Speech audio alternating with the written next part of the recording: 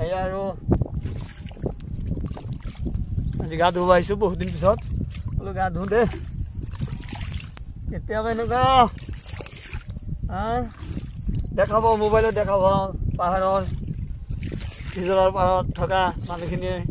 এনেকৈ গা ধুৱে মই আজি কিবা ভাবি আমাৰ ঘৰৰ কাষত থকা এই বৰলুইতৰ ওচৰতে ব্ৰহ্মপুত্ৰৰ মাজত বন্ধুসকল মই এতিয়া গা ধুব আহিছোঁ এই আৰু ঠিকে আছে এয়া এই কৰিম বন্ধুসকল এই আৰু গা ধুই আছোঁ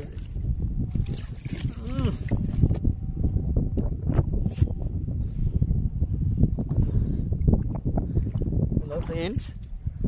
মই আছোঁ এতিয়া আমাৰ ঘৰৰ কাষত থকা বাৰিষাৰ সময়ত যে গৰাখহনীয়া ঘৰ ভাঙি লৈ যায়